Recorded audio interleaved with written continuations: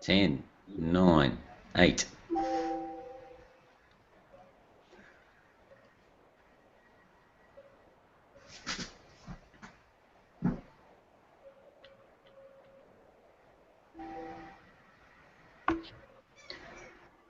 Okay. And we have... You're kidding. No. Oh, Martin, we are in shit. What happened? Shit. Serious trouble, Martin. Oh man, I don't believe that. I don't believe that. Where's the links? Video embed. Copy.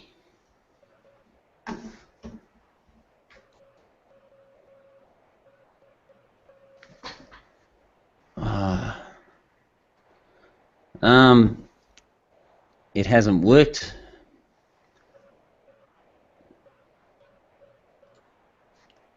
It hasn't worked, mate. I don't believe it.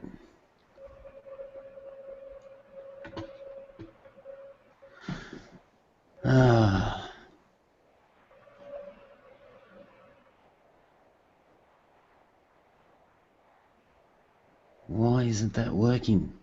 Oh, save and update.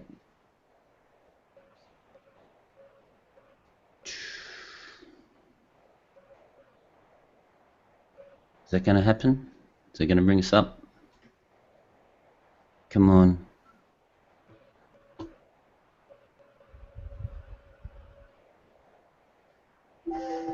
Please do this.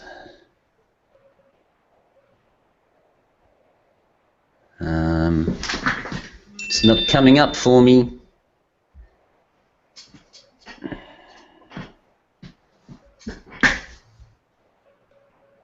Or is it? Actually, I think we could be cooking with gas.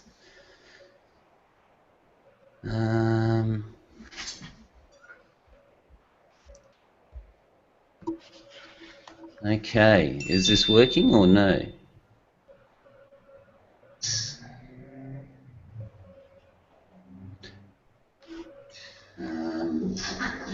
It's not coming up for me.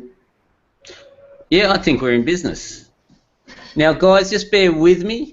Technology has been giving me a bit of a challenge, but I think we're in business, guys. Now, look, welcome to the webinar. We are still learning to get a handle of Google Hangouts because, like it or not, Google is the way of the future. It really is the internet. And I'm afraid I have to go through the pain just like everybody else to learn to master this technology. But here's the reality, guys. We had a fantastic response to the webinar that we had the other evening where I had Martin share his knowledge with us about becoming a business consultant and the sort of life that we live as a consultant. Now, we did something that's practically unheard of. There were hundreds, literally hundreds and hundreds of people on the call, and over 3 hours, only 4 people dropped off that call. And I think that's a record. Now, I've got Martin on the line. I'm going to get him to join us in a second. However, I'm still facing a few small technical challenges. Here we go. So Martin's going to join us in a minute, and we're going to be covering off on the plethora, if you like, of questions that came to my inbox after the webinar. They were really powerful questions that many of you asked about being a business consultant. And I was looking at them and I was going to just do a webinar out to everyone, or more a video, just to answer them. And I thought, well, why not get on the phone and push my friendship a little bit further with Martin and see if he might be able to help me answer some of these questions. So, guys, I just want all of you to welcome Martin to the call. How are you going, Martin? Doing well. I'm very happy to be here with you. It's 2 o'clock in the morning for me here, so I am just excited about being with you. Yeah, well, thank you. Now, I know it is pushing the French of us twice now that you've done this for me, but they just enjoyed so much of the information that they learned from you last time, Martin. I thought that why not complete this whole process? Because I honestly don't want to leave any stone unturned for anybody that is thinking of becoming a business consultant. And I understand some of the questions and concerns and fears that people may have going through their mind when they're considering this sort of life or this sort of vocation. And so I thought if we just had a bit of a chinwag together and discuss these questions that our viewers put to us, it might allay a number of the fears that are out there. Or just let people know that this isn't the right vocation for them as well. Either way, it's fine. So, Martin, I think one of the best ways to go about this, I've put a little bit of a mind map together, because I've summarised pretty well all the questions into just, I think it came to about 8 or 10 that sort of signified all the questions that were out there. And I think we might just go through them one at a time, mate. And while we do that, we can get your thoughts on them. I'm sure you might have a slightly different take to me on some of them, and our viewers can then make up their own minds. So now let me just play with Google Hangouts again. I would love anyone to give me their feedback on what they think of Google Hangouts and their learning curve, but it's all good fun. So now, the first question, let me bring up the first question that we got hit with, Martin. Now, and this is a very good one. Now, many of our advisors, even though I've trained people that are MBAs, I've got people that have got MBEs, I've got all walks and shapes of life have become advisors in our world. But many individuals have to start somewhere. And so I guess a reasonably valid question that they have is, well, if I'm just starting out, can I really help a business owner? Can I help a client get success? What's your take on that, Martin? Well, there are so many different ways to help a client, Ian, and one of the things you have to do if you're going to try to help someone in their business is understand, first of all, their business, not necessarily their business, but business.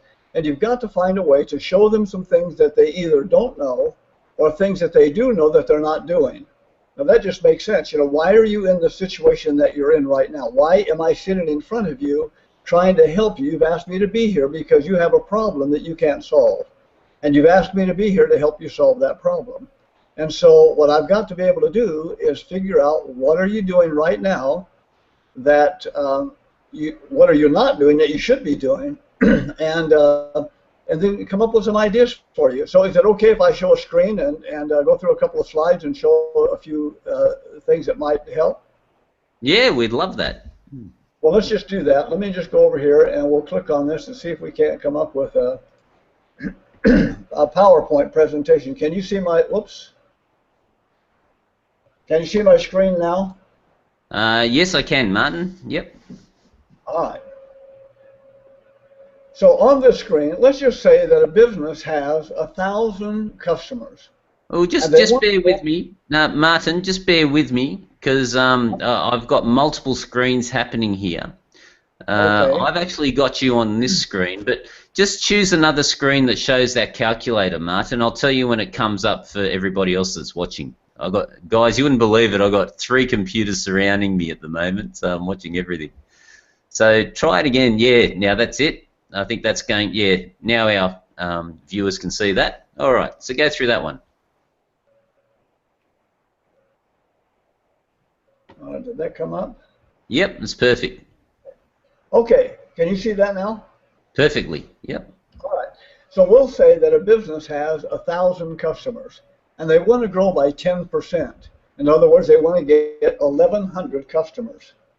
So if they want to get to 1,100 customers, let's see if we can make this work now. And let's just say that they lose 20%. Now, most businesses lose somewhere between 18 and 22% of their customers every year because of attrition. That means some people die, some people move, some people leave to do business with a competitor. Some people have a problem with a product or a service or maybe an employee and they have a bad experience and they go somewhere else. Most businesses lose somewhere between 18 and 22% of their customers every year. So let's just say on average that our customer here loses 20% of their clients. So the number lost then is 200. Now if I were to ask you what kind of percentage increase would we have to have in order to get that to 10% increase, most people would say, well, we need to replace the 20% and then add the 10%, so it's 30%. Well, the answer is not right. So what we need to do is we need to take a look at this, because we're not starting from a base of 1,000 customers anymore. We're starting from a base of 800 customers. So if we're starting from a base of 800 customers, we're going to need 300 customers in order to reach our goal, which is a 37.5% increase. Not 30%, it's a 37.5% increase. Now, most business owners don't understand that. They don't understand that in order to replace those lost customers, there's going to be a significant cost involved. So let me show you what I mean. Our conversion rate, let's just say that out of 10 people that come into our store, our office, our place of business, that we can close or sell 2 out of every 10. So now we have a 20% conversion rate. If we have a 20% conversion rate, that means we're going to need 1,500 new leads in order to generate those 300 customers. And you stop and think about it, that's an awful lot of leads. 1,500 leads to generate the 300 customers, because of 20% of the 1,500 is 300. So the question is, how much is it costing you to generate a lead? Most business owners don't know that. You've got to figure out how much does it cost to generate a lead, then how much does it cost to convert a lead into a sale or a buying customer. You add those two together, and that tells us what our customer acquisition cost is. Now, you have the tools. When you go through the training, you'll have the tools to show business owners this. See, this is just one simple thing that business owners don't understand. And because they don't understand it, it's costing them a ton of money. Let's just say that it costs them $10 to generate a lead. If it costs $10 to generate a lead, then we've got $15,000 in lead costs just to generate the 300 customers. Maybe we ought to look at something besides going out and trying to grow our business. How can we close the back door? How can we keep our customers, our good customers, from leaving us and going someplace else? You see, for $15,000 to generate that many leads, how many letters, how many emails, how many phone calls could you make to those 200 customers that are leaving? You can make a whole lot of calls to those people and keep them on the books, keep them satisfied. You know, it's said that your customers are very much like your spouse. Ian, if you don't tell your wife that you love her once in a while, somebody's going to come along and tell her that, and she's going to leave you, and that's going to cost you a lot of money. Your customers are the same way. You've got to tell them that you like them, that you care for them, that you appreciate them, that you love them, and you really appreciate their business. If you don't tell them that, somebody else will come along, a competitor, and they'll take that business away from you, and that's going to cost you a lot of money. So you see, just a simple little thing. I'm just making a note there, Martin, because I did heed your advice, and anyone that was on the call last time, I asked about your secret to a long marriage. How many years is it? 35? How many years have you been married? 42 years. 42 years. So I went and I told my wife that I've worked out the secret to a long marriage, and I just let her know that I'll just make sure that I don't win an argument. And so hopefully that'll keep me away from her going off with the cabana boy, buddy. So. Well, this is just one simple thing right here that you can do to show a business owner some things that they don't know. Let me give you a couple of other thoughts too. So. Well, can I just touch on that, Martin, just before you go away from that, because what you've just shared there is very important. And let's just remember the original question, how can I help a client? So what Martin's just shared with us, and this is just some of the fundamental things that we teach you at the training. And also, remember, this is not just a 4-day training. This is a 2-year education process we're taking you on. Now, Martin's showing you how most businesses lose 20% of their customers, and that's being fairly conservative because many business owners are always chasing new clients rather than remembering their old ones. And so one of the things that we teach you is to say, well, how well are you looking after your existing clients and showing them the love? How much are you telling them that you care about them? So Martin's saying, how about we do some effort into our existing clients, and then we'll retain those clients rather than go off and try and just find more and more new clients, which is going to cost you $15,000. That's pretty much what you're saying, isn't it, Martin? Yeah, you just mentioned something. I mean, you just take a look at the last time you received any kind of a thank you note or letter or email or call from the last purchase you made, or for the last purchases you've made over the last 5 years. If you've received any kind of a thank you or any kind of a, hey, we want you back, welcome back, you know, join our VIP club and get discount. If you've received any of those kinds of things, you're in a real small minority, because the people have just lost the skill of following up with people and letting them know how much they care. But to generate 15, you know, spend 15, we're just saying the lead costs $10. Now, in many cases, it costs a lot more than that. So, great. All right, so let's move on. We got a lot to cover here, and I don't want to spend a lot of time on this. This is just a basic information that most business owners don't understand. Yeah. I'll show you how you can grow your profits by 26.5% without doing any marketing whatsoever. Here's something business owners just don't understand. Let's say that our client has 1,000 customers again, and they lose 200 of those, or 20%. And their average sales transaction is $100. Every time they make a sale, it's $100, and people buy from them 3 times a year. So if you figure all that out, their total income is $240,000. So now let's move on and say that we don't do any marketing at all. We still keep our 1,000 customers. There's no change in that at all. We cut our client losses by 50% by showing them how much we appreciate them and we want them back. That's a 50% improvement. So we're only going to lose 100 customers instead of 200. And that's very doable, by the way. The average sales transaction, let's bump that by 10%. So instead of getting $100, we ask them, would you like fries with that? Would you like to supersize that? Would you like, and we do the same thing they do in the fast food restaurants. We get just $10 more out of every customer. And instead of buying 3 times a year, we get them to come back 10% more, or 0.3 times more a year. Look what happens to our income. It goes from $240,000 to $326,700. That's a 26.5%. Well, I'm sorry, it's a 36% growth without doing any marketing. The other slide was wrong.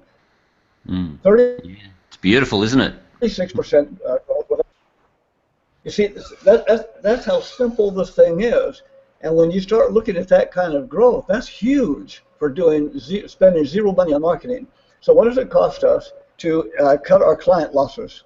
Maybe a couple of letters a year, or a couple of emails, or a phone call, or an invite to get them to come back in. That's all it takes. How about the average sales transaction, bumping that 10%? It's simple. We just do what they do in the fast food restaurants. The same kind of a thing. The same thing with our annual number of purchases. Can we invite them to come back? It's just 0.3 more times a year. That's not very much at all. So that's another real simple thing that you can do, and you can show somebody a calculator like this, and they've never thought about that. How can we increase our business by 36% and spend no money whatsoever on marketing and a handful of dollars on our client losses? All right, so 326,700 minus 240 is 86,700 increase. Very little effort, virtually no expense, with a business only doing $240,000 a year in sales. Think about that for a minute. Here's a business doing less than $250,000 in sales, and they just put in their pocket another $86,700. What could you do with that kind of money? What if the business was doing $1 million a year, 4 times that amount? 4 times 86,000, figure that one out. That's an awful lot of money for doing zero marketing. You see how simple that is. Here's something else, and this is the fastest path to business suicide there is. Let's just say that our business is in the 30% profit margin. In other words, we buy something for, we sell something for $100, but it costs us $70, so we have a 30% profit margin. We cut our price by 10%. In other words, we want to have a sale, and we cut our price by 10%. That means we've got to sell 50% more in order to make the same money.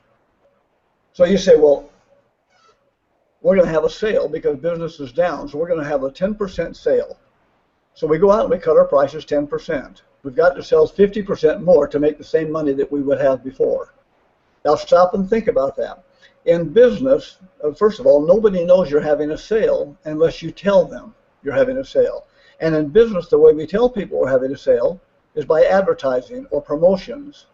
So that's going to bring another cost to that, which adds to the 50%. Now, if we have more traffic coming into our store, we might have to have more salespeople. We have to have more stock and more inventory, more merchant fees for our credit cards, more delivery costs. And so the costs go up, and we have to add more to that 50%. So at the end of the sale, the business owner says, well, how come we didn't make any money? Look at all of the number of people we had come in here, how much we sold, but we didn't make any money. And the reason is because they just didn't understand this one simple thing. If you cut your prices 10% in a 30% margin, you got to sell 50% more. So how do you do it? The only way this makes any sense whatsoever is if this is a front-end offer and you have something on the back end that you can sell the person who comes in. So somebody comes in to buy something and they come in for the sale. When they buy that sale, do you have a planned upsell for them? In other words, they come in to buy something. What else can we sell them? Let's take fast food, for example. You go in to buy a hamburger and they say, would you like fries with that? Right? So they come in and they get something on sale, but now we have something else that we can sell them at full price that helps to make up for that deficit. Or maybe we're trying to add to our list of customers. In other words, we want to build our database of customers so we can afford to offer something at a lower price in order to get them in so we can put them into our database so we can market to them later. In other words, you just don't go out and have a sale and cut your prices. It's suicide.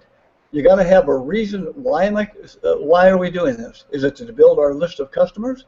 Is it to have back-end sales? Is it to promote something where we can make a profit on? What is that? Now let's take a look at another one. Understand, 50% more. Now, and there's your little calculation down there that talks about how you do it. It describes how it happens.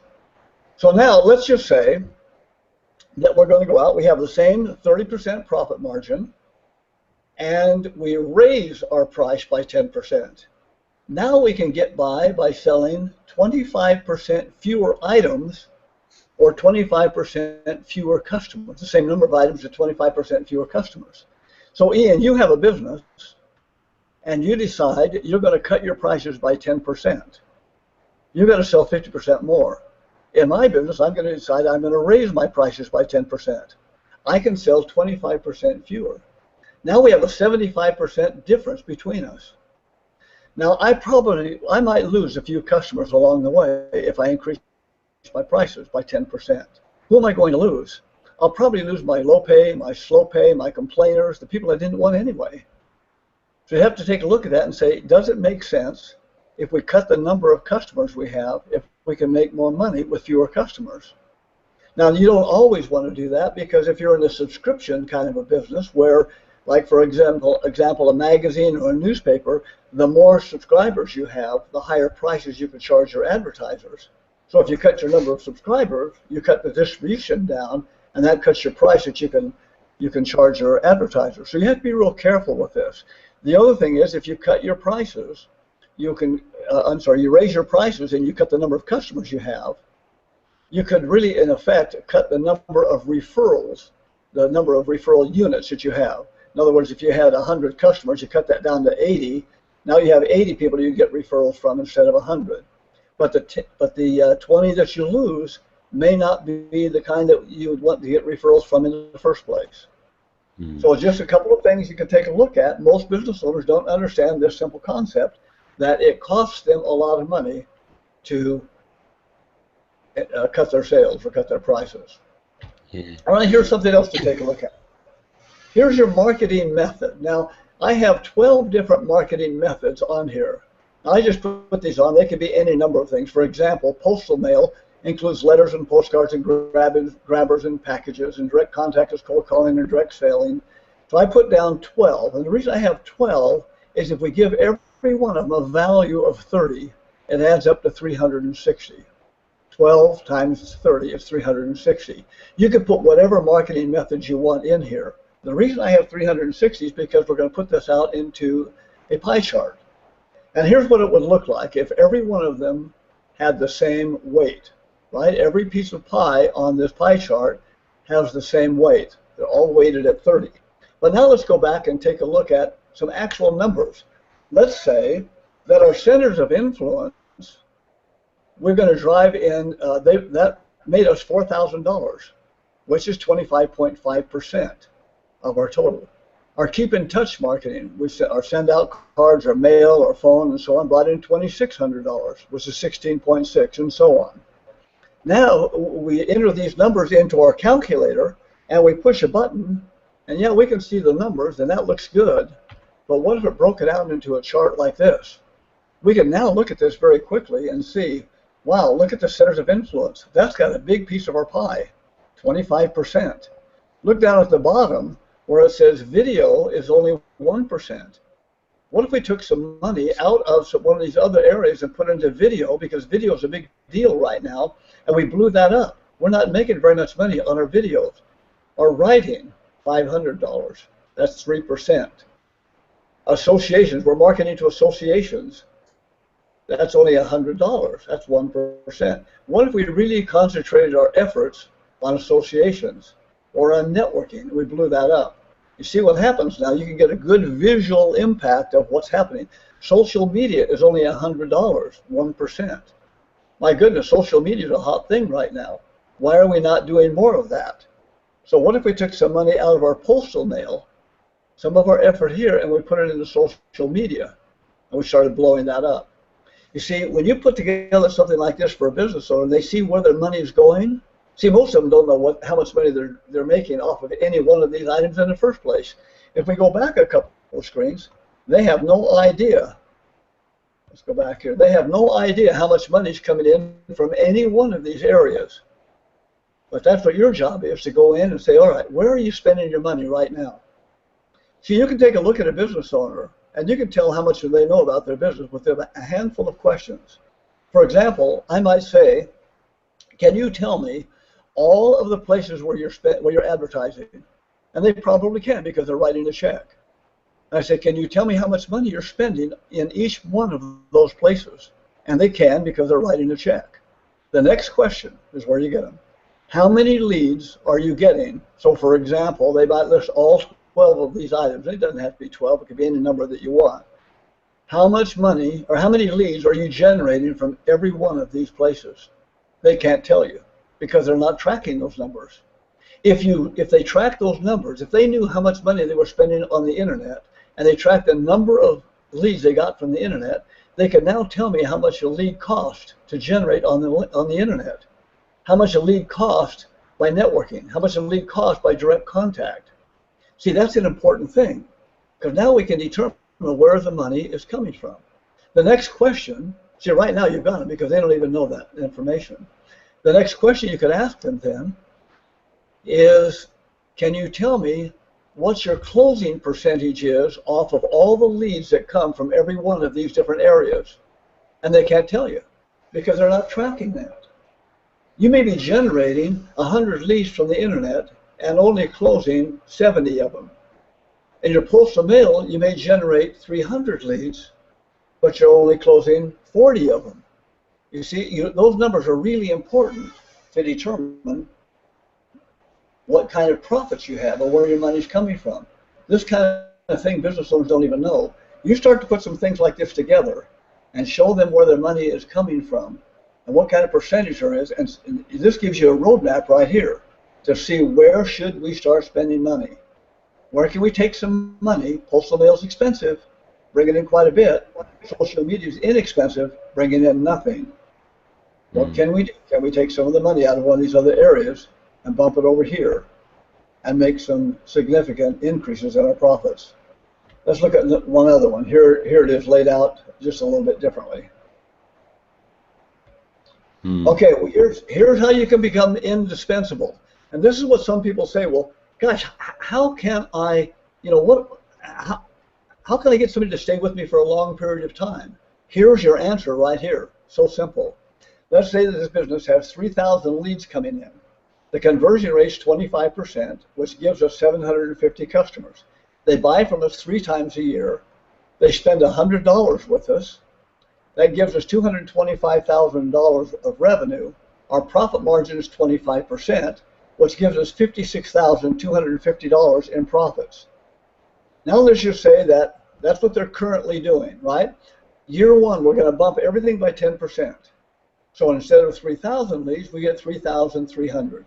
Conversion rate, instead of 25%, we get 27.5. Gives us, instead of 750 customers, look at this, 908 customers just by doing that one thing. Those 2 things, rather. Number of transactions, 3 to 3.3. Average sale from 100 to 110. Our revenue now goes from 225 to 329. Profit margin, if we can increase that by just 2.5%, our profits go from 56,000 to 90,000. That's a huge increase in year 1. But what if we did the same thing year 2? Well, let me back up here just a minute. Our annual revenue increase is $104,000. Our profit increase over year 1 is $34,000.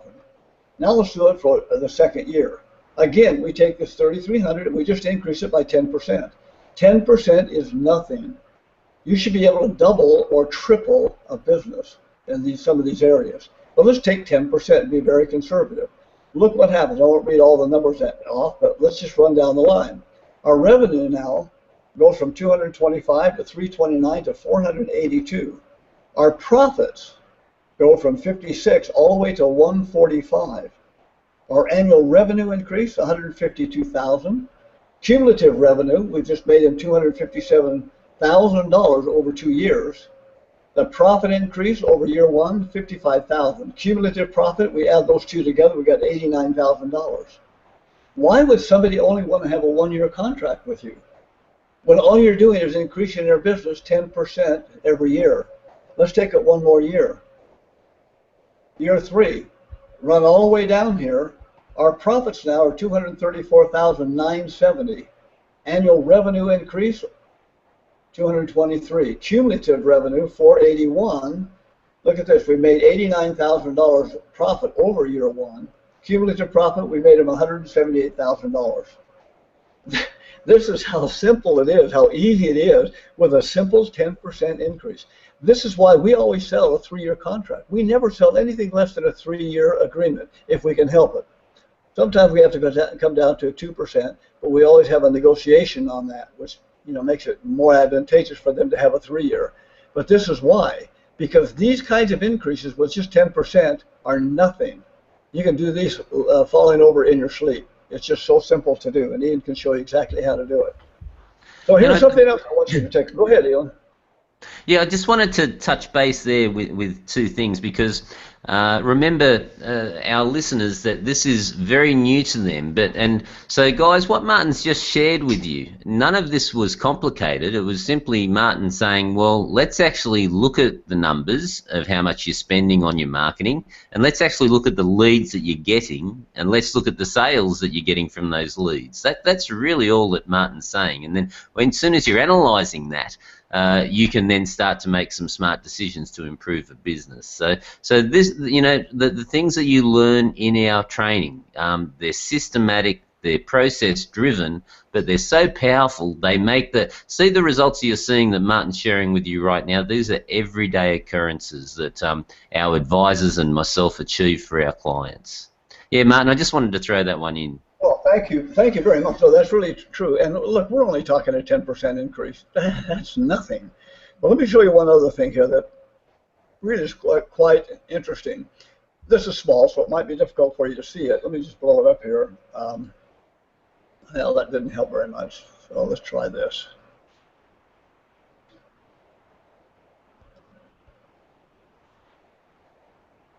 Yeah, it's not going to get much bigger. So let's just say that we start off and we have a 0.003 increase on day 1, and every day we just add 0.003, and that's all we do. So the first day we start off with 30 cents. The next day we have 60 cents. The next day, we have 90 cents. So let's just add this. Let's just say we have $100, right? So the first day, we're selling $100 worth of stuff. Now, tomorrow, we're going to sell $100.30. The next day, $100.60. The next day, $100.90. So with a 0.003% increase, let me show you what happens at the end of 1 year. Actually, at the end of 334 days, we've just doubled our money. At 365 days, we have $109. We started off with 100. We just went to 209. We've more than doubled our money. In 334 days, in less than a year, we have doubled our money. Now let's just think about this for a minute. Can you help a business increase their business by 0.003% a day? Sure you can. You can do that, and this not only applies to money and increasing a business. Can you improve yourself by 0.003% a day? That's all it takes. And so this shows how easy it is to double a business in less than a year by tiny little increases. All right, so let me show you a couple of other ones here quickly so we can get through this. Here is the pain and opportunity gap. On the left side is where a person says they are, and on the right side is where they say they want to go. They want to move from the left side over to the right side. Well, here's the problem. What they really told you isn't where they are. Most people don't tell you where they really are. The reality is clear over here on the left side. And the difference between where they say they are and reality, where they really are, is what we call the pain gap. On the other side is where they want to go. That's where they say they want to go. But here's their potential, and that's called the opportunity gap. Your job is to get them from reality to their potential. That's where you really want to take them. You see, and here's how you do it. You take the reality, and you have to make them understand that where their reality is a living hell. You know, people aren't going to tell you how bad they are. You ask somebody how much money they make, they might tell you, but in reality, they're probably not making that kind of money at all. Or they have a certain number of customers, but the reality is they probably have far less than that. And you got to let them understand that where you are is not a good position at all. Where you are is a real hell. And where you really want to take them is not where they want to go, but where they have the potential to go. Because if they don't go to that potential, they're leaving money on the table, because their competitors are going to come in and take that money away from them, take those customers, take those profits away from them. That's their opportunity. You need to help them understand where they have the potential to go. Now, here's the interesting thing about this whole thing. The pain gap, if you can show them where they really are and where their reality really is, that will help them decide more quickly. They'll make a decision quicker to get from reality to where they say they want to be. On the other hand, where they want to go, from there over to potential, they'll pay a higher price to be there. If you can take them all the way from reality to their potential, you can command high fees. And I'm talking about some very high fees. I'm going to show you an example of some fees that you can charge and how much money you can make using a very simple calculator.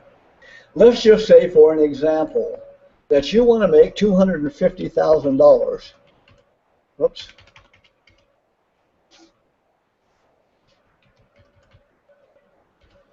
You want to make $250,000, and you only want to work with 6 clients. That means you've got to have $41,667 from every client. So your monthly revenue from each client is $34.72. And let's just say that you're going to take, for a retainer, $3,000 a month. That means you only have to have from your commission $472. Now let me explain what I'm saying here. Most of our consultants are charging by a retainer plus a contingency or a commission.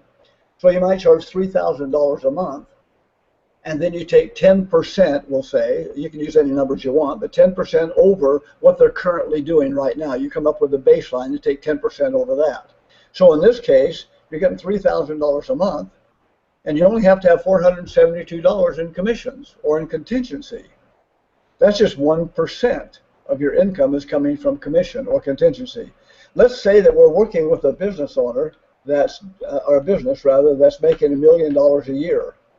And we say that we can take that business and we can increase it by 20%, 20% a year. That means that their growth, 20% of $1 million, is going to be $200,000. That's new money for the business. After they pay you your commission, your monthly retainer plus your commission or your contingency, they're going to have $158,333 in their pocket after they paid you. And that's just with a 20% increase. Now, the reason we have all these other charts or rows on here is because we can figure out some additional things. Let's just take the same 250,000. Oops, I keep doing that. I don't have my glasses on. 250. And we're going to work with the same client, 6 clients. And let's just say we're only going to charge $2,000. That means we got to have $1,400 coming in from commission or a contingency. Let's say it's the same $1 million business, and we're only going to grow that business by 10%. That's $100,000. They're going to have $58,000 in their pocket after paying you $2,000 plus $1,400. They're going to end up with 58, and you're only increasing it by 10%, $58,000. You say, well, gosh, I know I can do more than that. So now you can come down and you can play with this calculator. You can put in all kinds of different numbers to figure out where you want to be. I only want to work with, I want to make $500,000. And I want to work with 4 clients. That means I've got to have $125,000 from each client, or $10,000 monthly revenue per client. So I'm going to come over here. I'm going to hit $3,500 a month is what I'm going to take from them. That means I've got to have $6,917 from commission, or 6%.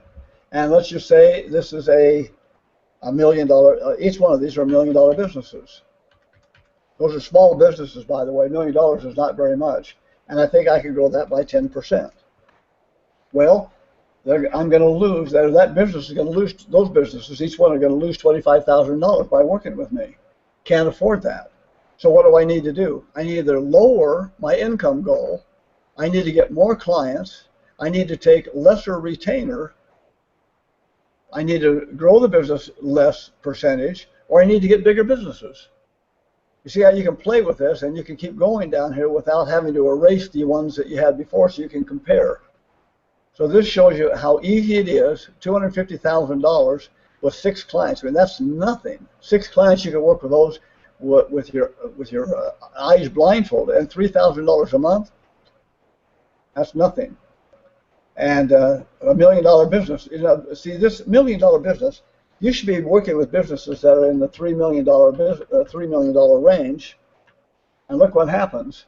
You're going to put $558,000 in their pockets. Let's just say we'll increase it by 10%. 250, you're putting over $250,000 in their pocket, and they're paying you $3,000 a month, and you're only getting $472 in commission. This is silly. This commission should be way higher than that, which means you're going to make a lot more money over here. So that's just, I mean, if you can't get, see, if you're getting 10% of everything you increase over their baseline, that means you're only increasing their business by $4,720 because you're only getting 10% of that. See, it's just so, I mean, if you can't increase a business by more than $4,000 a month, a $3 million business by more than $4,000 a month, there's something really wrong. So it's just a couple of things that you can take a look at that will maybe give you an idea or two about what you can do to help a business. It's just a matter of finding out, what are you doing right now? What are some things you don't know? And how can we help you make some more money? Yeah, I hope that, I mean, I went pretty fast on some of these things, but I hope that it kind of helps in with at least one of those questions. Oh, yeah, no, well, look, when you break it down in the numbers like that, it really just starts to show how we do achieve the sort of incomes that we get and how we get the results we get for our clients. But the thing that I want our listeners to understand is that all of the ideas and concepts that you're sharing, there are so many step-by-step processes that we teach you to achieve those results for those clients. So, you know, to achieve those 10 or 20% improvements in businesses. It may not sound like a lot, but it's a walk in the park when you apply the principles that we teach you. Now, we might go on to the next question here, Martin. And now, let me just see what you're looking at right now. I'll bring up my PowerPoint again. I'm actually getting the hang of this Google Hangouts now, ladies and gentlemen. Now, the next question that we got was, well, how can I work with a business if they're more successful than me? So this comes from the mindset perspective, Martin, and this, quite honestly, is one of the biggest challenges that I deal with when I train new consultants, is I need them to believe in themselves, because they've got the intellectual knowledge that you need to help any company, whether it be a multinational or a smallest contractor, but that they start thinking, well, gee, if someone's more successful than me, how can I really help them?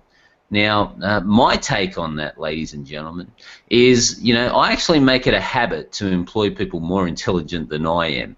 The reality is that you cannot know everything yourself. You cannot be good at everything yourself. If you spend your time trying to be a perfectionist, then you will very, very rarely achieve all the things you want to achieve in life, because there's not enough time to be able to get them done. And so what you need to understand is that the knowledge that we share with you is so powerful and so process-driven that when you go into any organization, doesn't matter if they're doing $50 or $80 million a year or if they're doing $1 million a year, the same mechanical processes apply. And so it doesn't matter how successful they are. They're not hiring you because you're the multi-millionaire or you've got you drive around in a nice Jag or something like that. They're hiring you because you just happen to know something that they don't. Now, Martin, I'd love you to expand on that for a minute, if you could, mate, because this is so important for our listeners. Well, you know, you have a point here, Ian, that you mentioned, and here's the thing. They may be more knowledgeable about their business than you are, but by asking a handful of questions, like I mentioned, for example, can you tell me all of the different places you're advertising? Can you tell me how much money you're spending with each one of those places? Can you tell me how many leads you get? Can you tell me from each one of those places? Can you tell me what your conversion rate is from each one of those places? Can you tell me how much your average initial transaction is? In other words, when somebody comes from any one of those places, can you tell me how much money they spend with you? Can you tell me what the number of repeat purchases there? So you don't even have to go that deep because you got them on the second question in the first place. You've just shown that they don't really know very much at all. And how do you measure success? You know, are they making more money than you? Or they may have a business, but you got a business too. Nobody knows how successful you are. Nobody knows how successful they are. The question is, you're not trying to make them look like idiots, which in many cases they really are. You're wondering, how in the world are you running this business? I mean, you've seen that yourself, Ian. You get in here and you go, you've got a business and you're making money, but you're not making nearly what you could. I don't even understand how you're making as much money as you are doing the stupid things you're doing. You know, and you don't tell them that, but I mean that's what you're thinking, right? It's how in the world are you even making it? But well, you got to, yeah. You lead them through a process, and you start asking questions, and the questions come back. And by the way, you got a 40-page business audit. You sit down with them, and you start asking questions. And you can go deep on these questions. I've got one of our consultants spent 13 hours going through these questions with him. That's way too long. But you can do that. For example, I might say to you, tell me where your best clients come from. And so they might say, well, they come from the newspaper. Well, typically, how many customers? So you can start asking questions. You can go very deep on some of these questions, and pretty soon the answers come back as I don't know. Yeah, I don't know. You're asking me questions I never thought about. So when you look at it and say, what if they're more successful than me? That's not the question. The real question is what are you able to do to help that person? See, the example I use sometimes, you got a guy who's owns a trucking company, a big trucking company, and he sits back in his big chair, a big leather chair, and he puffs on a cigar, and this young guy walks in, and he says, I'm here to help you. You asked for some help. I'm here to help you.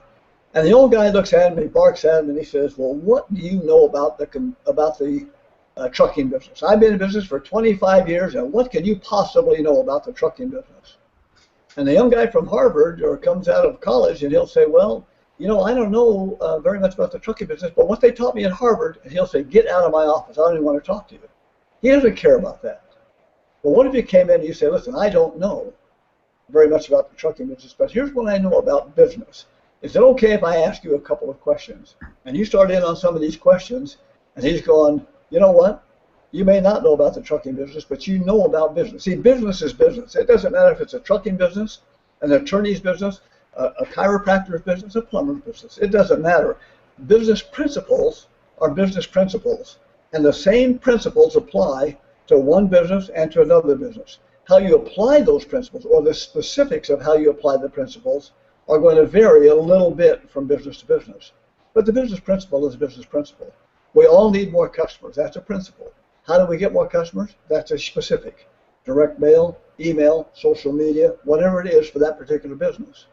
See, so there's a number of things that you can look at. So it doesn't matter if somebody has more money or you think they're more successful. That's not the point. The point is, the reason you're in front of them in the first place is because they have a problem that they can't solve. And they called you in because you position yourself as an expert. And you show up with the right mindset and the right tools, and you'll have these folks eating out of your hand. Yeah, beautiful. Now, Martin, what I'd get you to do, if you could, is now unshare your screen again, because everybody's getting a fantastic look at your calculator. And much as it's compelling, it may not be as exciting as everybody would like to see. But now I'm still working on this again, and it's driving me bloody crazy. But now what I want to cover off on now, let's have a look at the next question. The next question that we got. Ian, what are you seeing? Ian, what are you seeing right now? What am I seeing right now? What are they seeing? I think they're still seeing the calculator, mate, and I'm working hard, but there's a 90-second delay on this. So I think we'll be right. You just click on, you go to that screen share of yours again and just click that cute face of yours, and I think we'll be in business. Now, what I wanted to cover off on now, and mate, thank you. You hit that one on the head. What if they are more successful? I think that you pretty well nailed it. Nobody knows everything, ladies and gentlemen, and when you go through things in a systematic manner, you uncover things that will make your head spin. Some of the business owners that I've seen operate their companies just stun me that they're still in business, and so yeah, you'll find that out when you get into the world. So please don't be concerned. Everybody's more successful than you are at something or other. Okay. So the next question, and I'm having trouble here with the screen share as well, Martin. Just so if that makes you feel any better. Well, I can see your mind map. Now I can see you now. Just a minute ago, I could see your mind map, so I'm not sure where you are.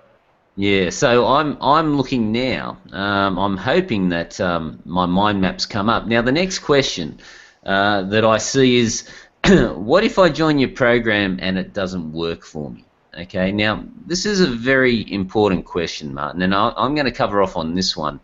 I am a bit concerned that our viewers can't see the mind map that I have coming up, but I do hope that it'll rectify itself pretty shortly.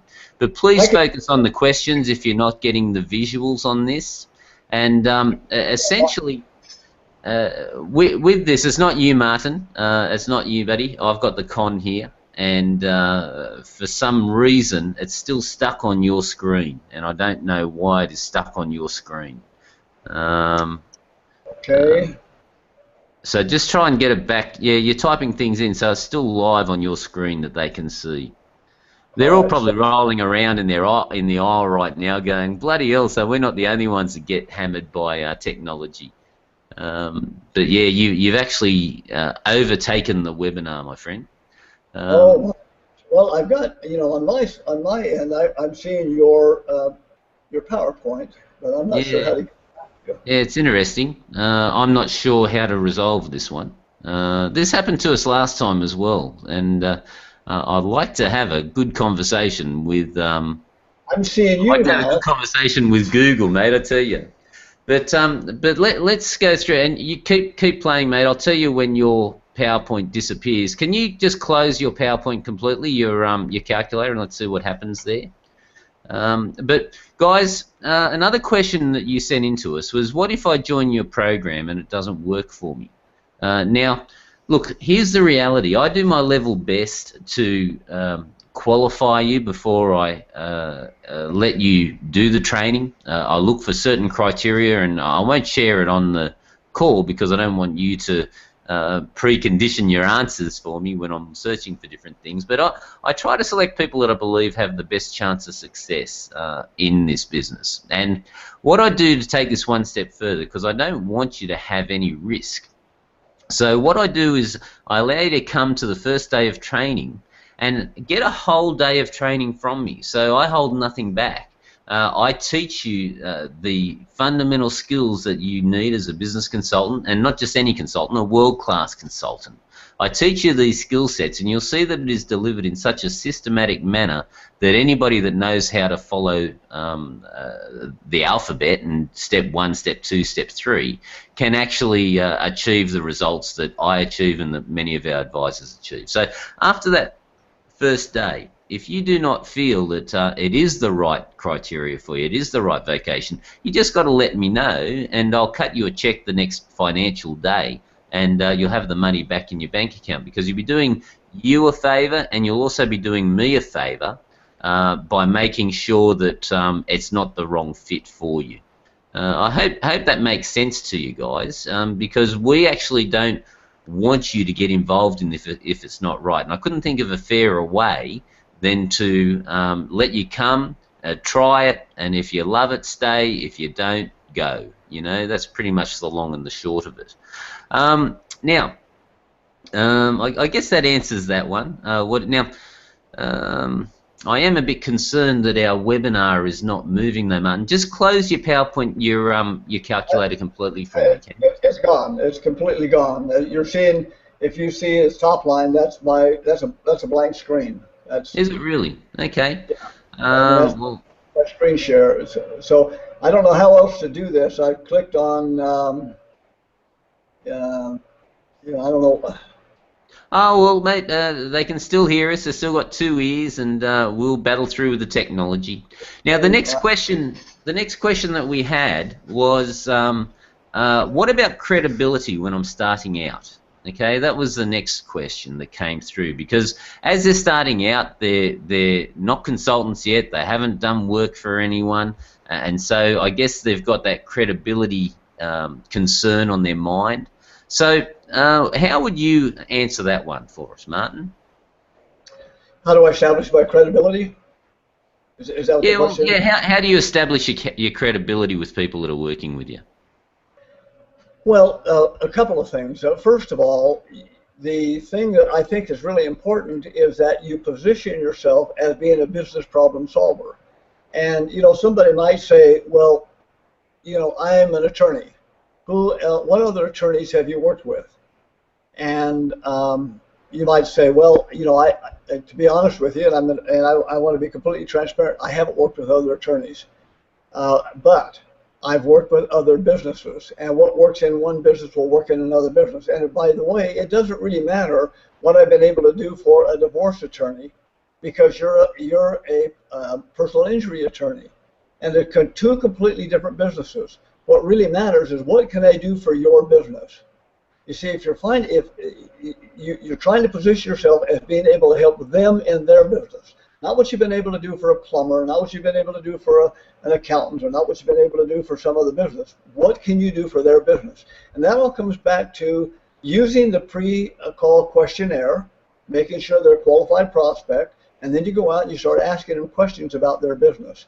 And when you start to demonstrate that you know something about their business that they don't know, they've never even thought about, like some of the things I just showed you, you're going to have credibility right there because you're able to solve a business problem. And sometimes it takes a little while to figure out what their particular problems are. But when you start to go through your interview process, the answers become apparent. So establishing credibility isn't really what you've been able to do for somebody else. It's what can I show you that I can do for your business right now. That's really what it's about.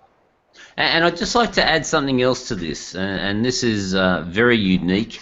You see, we give you the rights to a book. It's a spectacular book. If you can imagine going and seeing a prospect and handing them a book, and you're a published author, showing them how they can keep customers for life. And then you have your, if you like, your business card, the way we design your business card for you, it really leaves a massive impact with your prospects because they've never seen anything like the type of business cards that we do.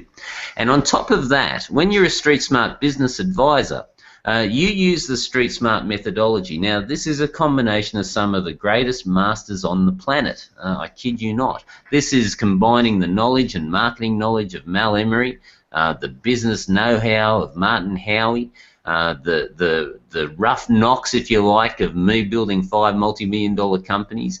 I've combined all of this knowledge together into a system that is so powerful that it is the Streetsmart methodology. And so you have every ability when you're seeing prospects to say, well, I am a certified business advisor, and here is what we, which is Streetsmart, have achieved for our clients. By the way, we have hundreds upon hundreds upon hundreds of testimonials from individuals that have achieved amazing results. And so you can refer to that on our website. Say, you know what? Well, this is what we achieve for our clients, hand on heart. Now, that's what I let my advisors know about. Martin, there are a few people with as much integrity as you that I know in this world. What are your thoughts on that? Well, first of all, if you walk into a business, you walk into a business owner and you put down a business card, and I walk in and I put down my book and put down a couple of reports and maybe a CD or something in an interview that somebody's done with me, you could be 100 times better consultant than me, but you don't stand a chance because you have a business card. But I've got some things that show some credibility. I've got my book and some reports and maybe an interview or some things like that, and it shows that I'm in business.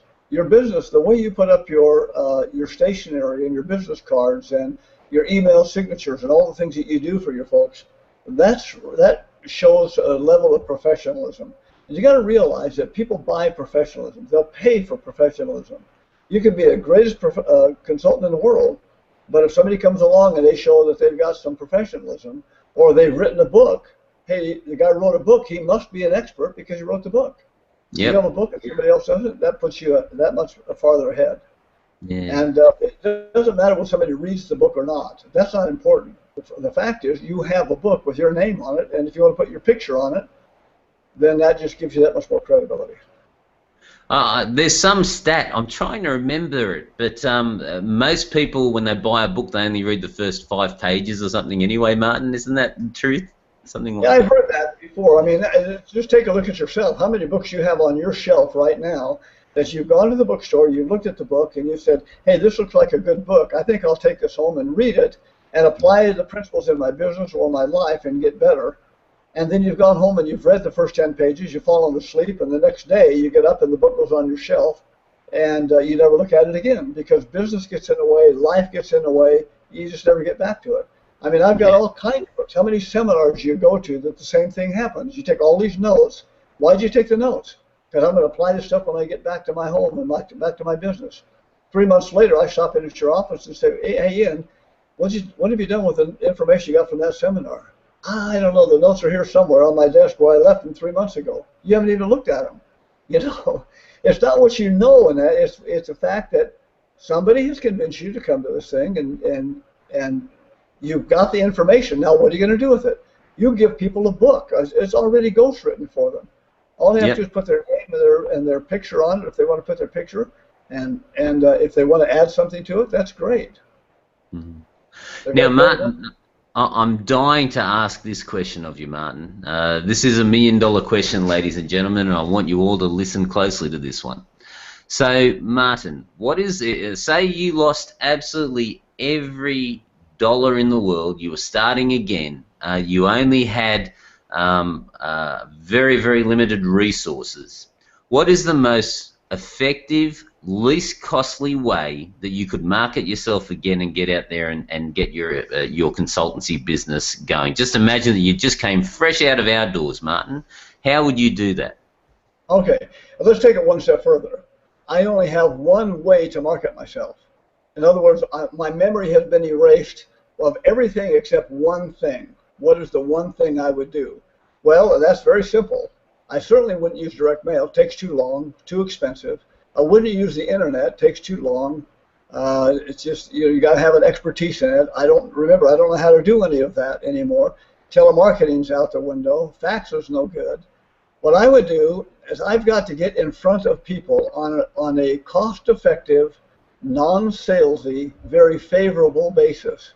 In other words, I can't go out and knock on doors and get turned down. That's not going to help. What I want to do is I want to find and get relationships with people who are already doing business with my potential customers. I want to find people who have spent a lot of money and a lot of time and effort developing relationships with clients who could be my clients. In other words, I want to find somebody who's in a non-competing yet complementary business to what I have. So I would go out and I would find, for example, let me give you a couple of examples. I'd find accountants. Accountants are very good, and the reason I would use accountants is because most accountants are in the defensive type of business. In other words, they help you with your taxes. They help you keep, you pay your taxes, but you don't pay too much. They keep your books straightened out, that kind of thing. But if you ask your accountant, can you help me grow my business? Most of them will say, well, no, I can't. I don't know how. And even if I did know how, I don't have time to grow your business and everybody else's business. I'm too busy growing my business. But what if an accountant added a business development department to their accounting practice, and they sent out a letter or they made some phone calls to their clients and said, hey, Bill, you've been a client for a long time, and many times people have come to us and said, hey, can you help me grow my business? And up until now, we haven't had the opportunity or haven't had the ability to help them. But now we've just teamed up with someone named Ian Marsh, who's an effective business development consultant. And he's part of our team. And what we're doing for some of our good clients like you who've been with us for a while, we're setting up some complimentary interviews where they can sit down with you. It's kind of a discovery call or a strategy session, if you will, to sit down with you and take a look at your business, ask you a few questions about your business, and show you some things that you could do to improve your business and to add profits to your business. At the end of that time, if you decide you'd like to work with them, then we'll set that up where you get the family price, which is a price you couldn't get on your own. If you decide, no, that's not who I want to work with, I just assume not, thank you very much for the information, not a problem. Ian will put on his hat, he'll jump on the back of his horse and ride off into the sunset, and we'll still be friends. And by the way, don't worry about the cost. We're covering that for you. Everything's taken care of.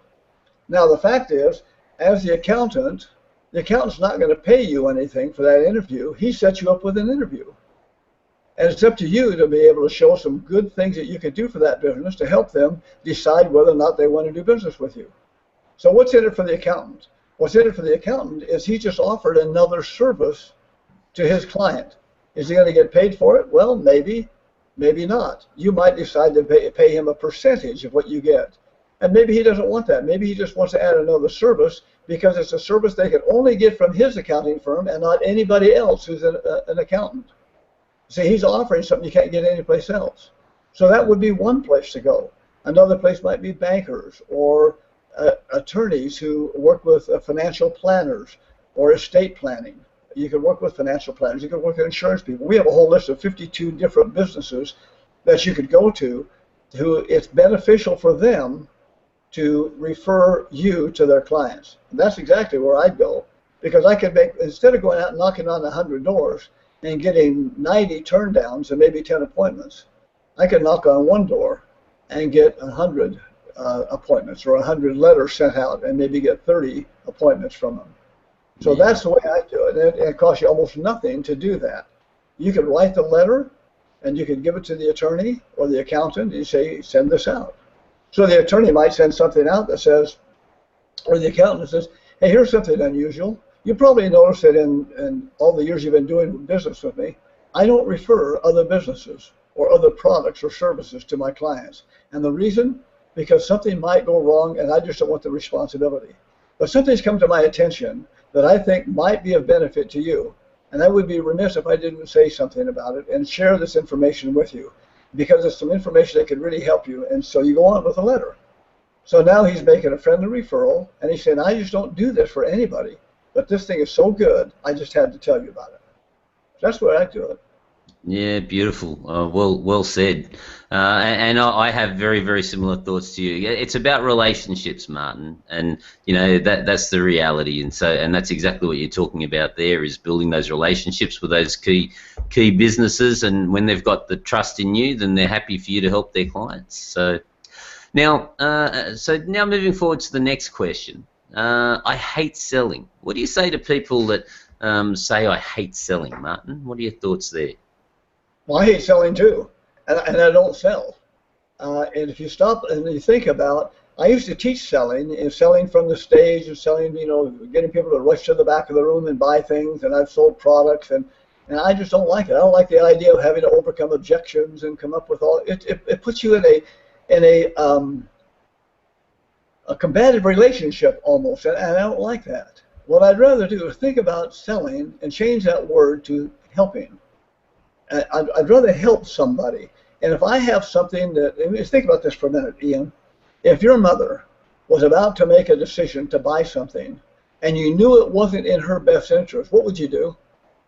Well, I'd advise her against it. Yeah. And if you knew something out there was good for your mom and you wanted to make sure she knew about it, what would you do? Well, I'd tell her about it and say you should use this product. Sure. And so why is a business owner, why is he any different than you are? He's got a mom. She'd want him to have the best. So what I do is I look at a business owner and say, you have a problem that you can't solve, and you need some help. Let me help you, and let me show you how I can help you.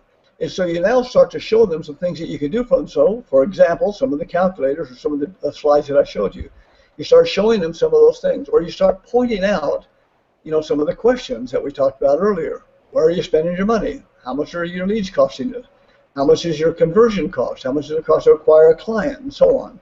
You start asking those questions, and when they say, I don't know, I don't know, I don't know, they have a problem. You've helped them uncover a problem. You haven't pointed out a problem. Because they said, I don't know, that indicates that they have a problem, and they know they have a problem. So when you start to sit down with them, you start to go through the process that you have outlined for your consultants, there's no selling involved. It's simply a matter of helping them, taking them by the hand, showing them what can be done, and helping them solve the problem. Yeah. Yeah, and seriously, guys, the individuals that come to our training, they are blown away. When we take you on this methodology, I'm very much in alignment with Martin. I stopped selling years ago. The way we help a client and the way they actually utilize our services, I would say at least 7 to 8 times out of 10, our prospects actually ask us to help them with their business rather than us say, look, use me please, use me please. You will find generally, if you've done it the way that we ask you to do it, the business owner or the prospect will say, look, could you please help me with that? I'm sure you find a very similar result, Martin, when you deal with it. Mm-hmm. Okay. Sometimes it's a matter of saying, I'm not sure if this will work for you or not. And so you start to do a takeaway process, and they start to say, well, when they start to see the value you can present to them, just by some of the questions you've asked them, they'll say, no, wait, let's talk about this. And now you get them selling them to you. Yeah, true. Okay, now what's the next one on our list? Oh, so a realistic income goal, Martin. Okay, so I mean, I've got a take on it. I believe that the anyone that is serious and implements and treats this like a real business will quite quickly and effectively get to the $200,000, $300,000 mark per annum without working hard. Now, what would your take be on that? If someone's saying, what's a realistic income goal? What is something that I could expect to achieve if I put my heart and soul into this business, Martin? Well, you remember the calculator, and I started off saying, well, what if you made $250,000? You had 6 clients, and that's if you can't make $250,000 in your first year, then there's something wrong. You're just not paying attention. So, our goal really is try to get somebody to get to that 6-figure mark in the first 90 to 120 days. $250,000 a year in your first year is certainly doable, and it's realistic. Now, we have some folks that are doing way more than that. Jeremiah, for example, one of our consultants, came on, and well, he walked out of the office, out of the training, and that was on the weekend, and on Monday, he was sitting down with a bookkeeper, and he explained the process, what he could do for the bookkeeper, and she was a 1-person operation, and he said, he explained what he could do for her, and she said, well, how much does it cost to work with you? And he says, well, I charge $3,000, and I get 10% of the increase that I generate for you over your existing baseline. And she says, oh, there's no way I can afford that. And he says, yeah, I know. And he said, but here's what I'm willing to do. Because of the kind of business you have, he said, I'm willing to do it for $1,500 and 10% if you will refer me to 2 other, or not refer, but introduce me to 2 other business owners of your clients, business owner clients that you have who you think could realistically benefit from our services. And she said, you got a deal. So I picked up $1,500 from her plus the percentage. The next business that she referred to him was a $2,000 a month business plus the increase, the percentage. And then the third one that he got was $8,000 a month, and it was working with a franchise company. And then he got a percentage of every franchise that they sold.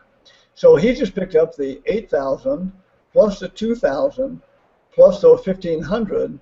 So he picked up over $100,000 in his first 60 days. Is what it came to. Over $100,000 in his first 60 days in annualized income. And that was pretty good. And that wasn't even including the percentages that he got. So this is kind of a common thing. If you have 6 clients, 6 clients is perfect. You don't need to have, you look at these internet marketers and things that they're doing, it's like, my goodness, how many clients you have to have, how many leads you have to have, how many opt-ins you have to have, and you're talking thousands. Why would you want that? Why not just get 6 clients? 5, 6, 7 clients, that's all you want. And they pay you a good fee, and we're talking like, look, if you had $3,000 a month, $3,000 a month is $36,000 a year. Now, I don't know what you do in Australia, but let me just give you an example. If I was going to hire somebody for $36,000 a year, what kind of a person would I hire?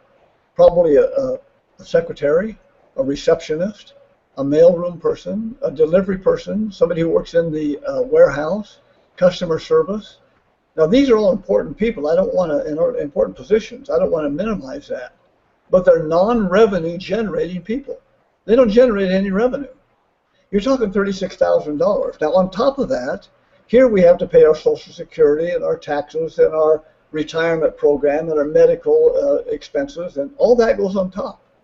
So the $36,000 is what they get, and then we have to pay all the taxes and all the health insurance and everything else underneath that. So we're really talking about another 56% on top of the $36,000. So you come along and say, well, look, I want $3,000, and I want a percentage.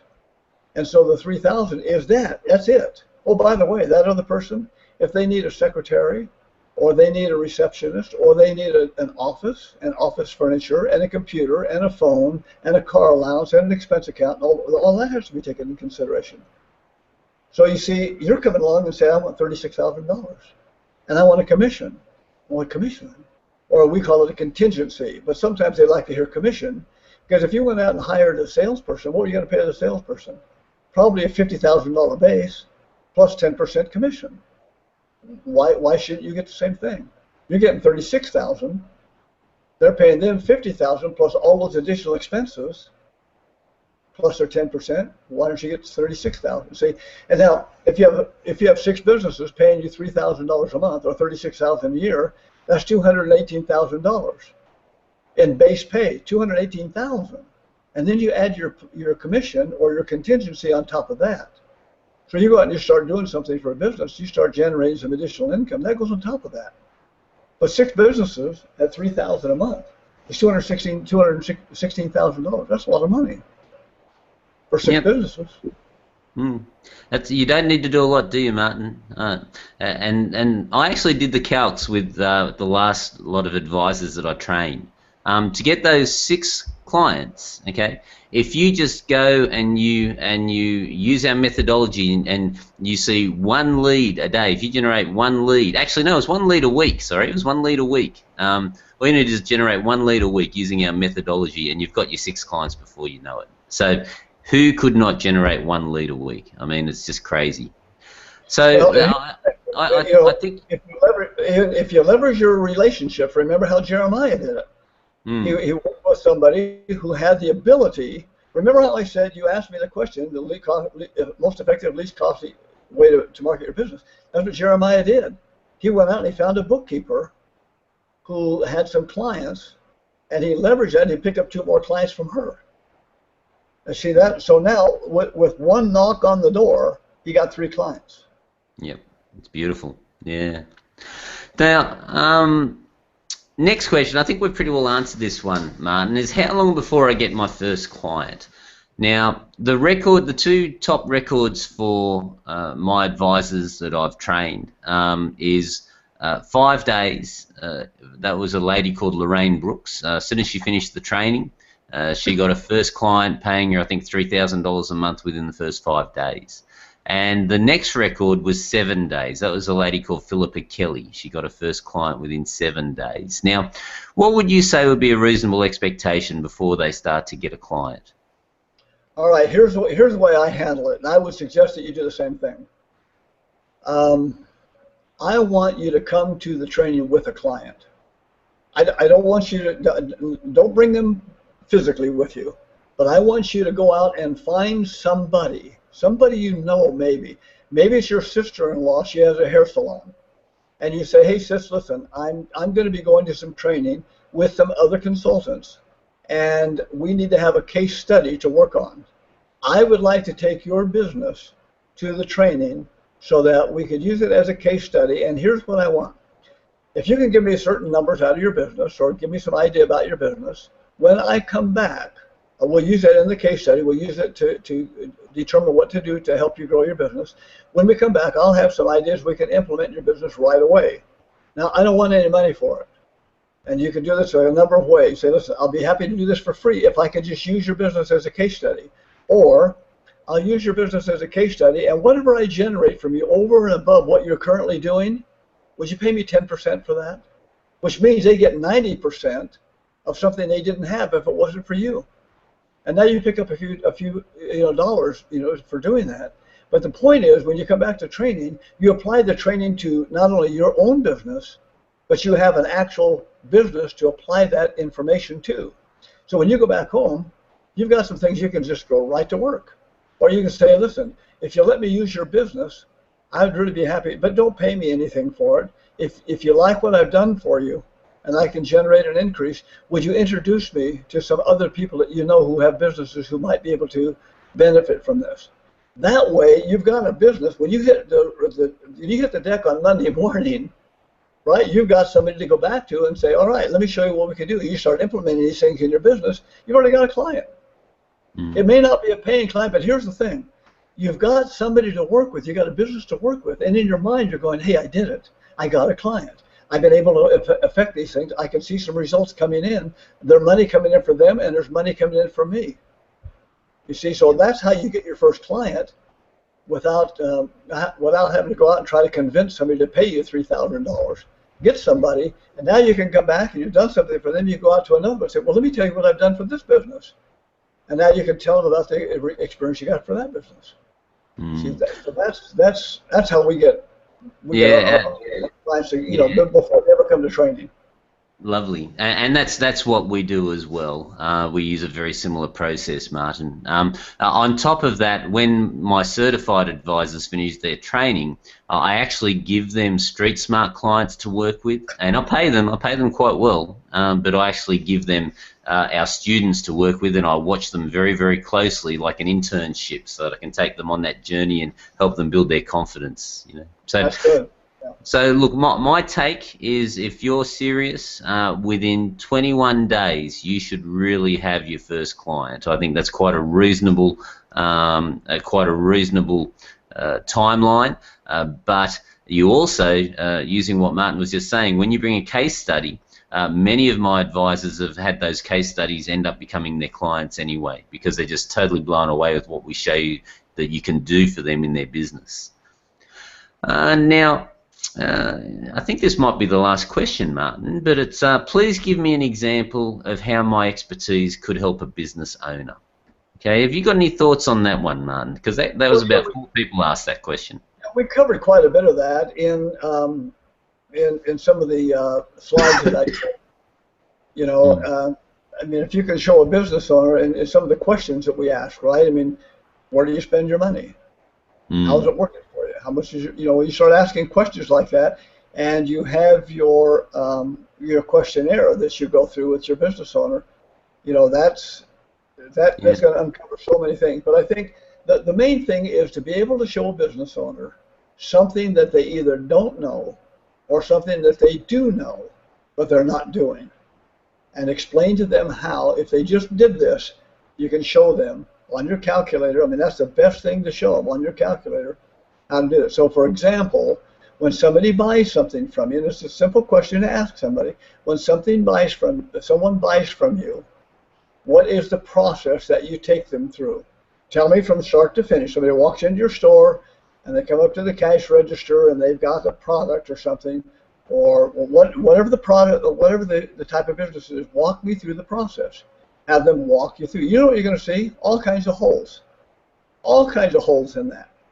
I mean, the fast food industry is probably the best to watch and to observe.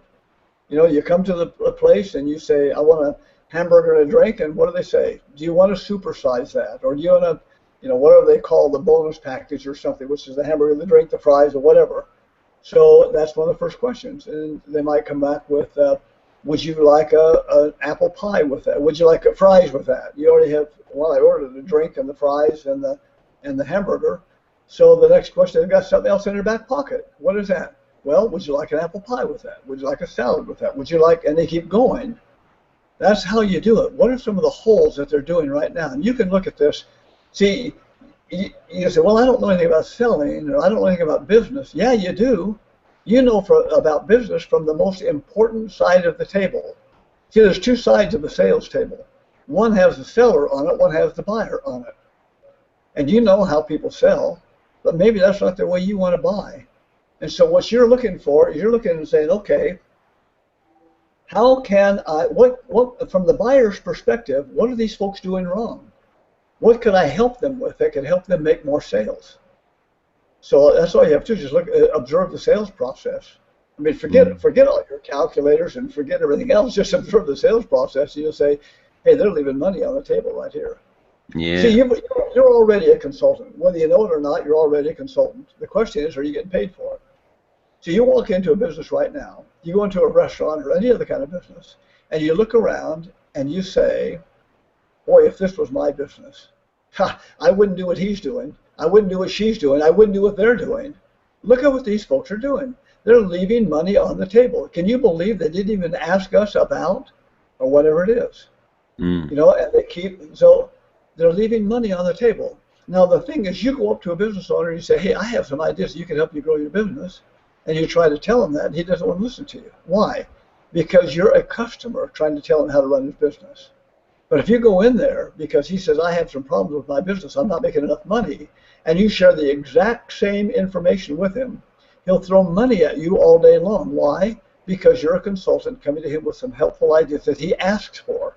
That's a big difference. I mean, the next time you go someplace, look around the restaurant, look around the store, look around wherever it is, and say, where are these people letting money slip through their fingers? Mm. You'll figure it out real easy. But then you put all of the things that you teach them in training into their minds, and it's a slam dunk. Yeah. Well, look, Martin, that's you've pretty well nailed it, and I love that analogy. Everyone is a consultant, aren't they? They do observe things as they're walking down the street and probably shaking their head at how business owners are doing things. But now, that's pretty well all the questions that they sent through to me. We've got them answered. Now, I guess from here, guys, both Martin and I have just called a spade a spade. We've answered your questions to the best of our ability, just from our, I guess, our own perspective of what we've experienced.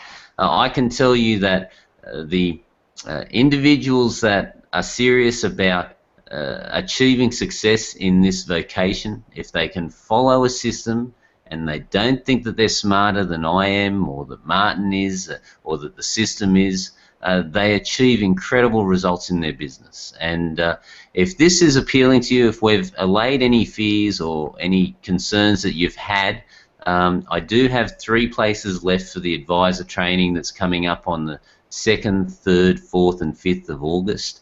You will need to hurry. You'll need to put your there's a button on the screen where it says, yes, I'd like to talk to Ian about my interest in the advisor program. Just click there and fill out that form, and I'll probably be talking to you tomorrow, because I will be closing this off on Thursday, and the attendees are spectacular that we've got. I'm really looking forward to working with them, Martin. They're a good bunch of guys, and anything that we can do, just put your questionnaire in. I'll talk to you. I'll get on the phone. We'll see if this is a good fit for you, and if it is, I'll be turning you into a great consultant, and you'll live the same sort of life that I do, that Mal does, that Martin does, and it's a great life. So I don't know if there's anything you had to add there, Martin, but I really do appreciate your time on this call again, buddy. Well, I would just say, if somebody's on the fence and just not quite sure, don't. If you make a decision, if you say, well, I just can't decide, you've decided. If you're sitting on the fence, you're not quite sure, fill out the application, send it in, let Ian talk to you, and then you can, both of you in your conversation can decide if it's right for you or not. Let me just say this. Ian doesn't like to sell. When we were talking about that earlier, and I know how he operates. He's not going to try to sell you. He's going to try to, if anything, he's going to try to talk you out of joining. And the reason is because if you're not right, if it just isn't right for you, and he can sense that, he's going to talk you out of it. The last thing Ian needs, and the last thing his consultants need, is somebody in there who's going to pull the system down, who's going to pull the support down. And it requires so much support and so much hand-holding. The process works. The question is, will you work the process? That's really what it is. And if you have to sell something, and here's what I tell my guys as well, and this is how Ian operates. If you have to sell somebody on something, that means there's a degree of hesitation on their part. You have to sell them. And that's the last thing I want. I'd like to explain it to you, and you can look at it and say, you know what, this is for me, and I think I'll move ahead. Or, this is not for me. I'm not going to move ahead. And you know what? Either way, it's okay. It's not going to break, whether you join or not, it's going to not affect Ian. It's not going to affect me at all. I mean, it's like 3:30 in the morning my time here, and I'm here because of you, because Ian asked me to come here and share some expertise with you and some information. It's not going to affect me whether you join or not. I get nothing out of this, nothing at all. I'm just here to help Ian.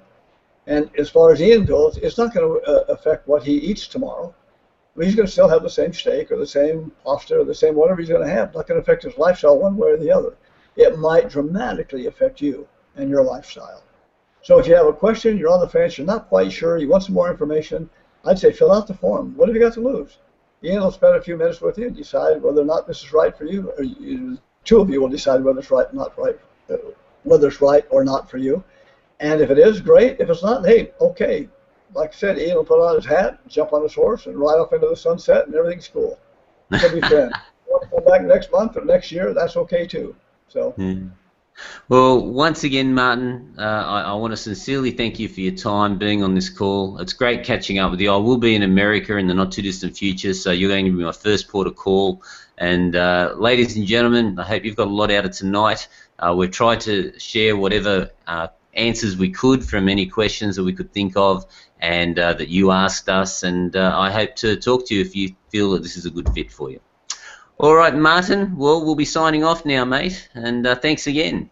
So, bye, ladies, bye, gentlemen, and just click that button on the bottom of the screen if you'd like to fill out a form and talk to me. Bye for now, everyone.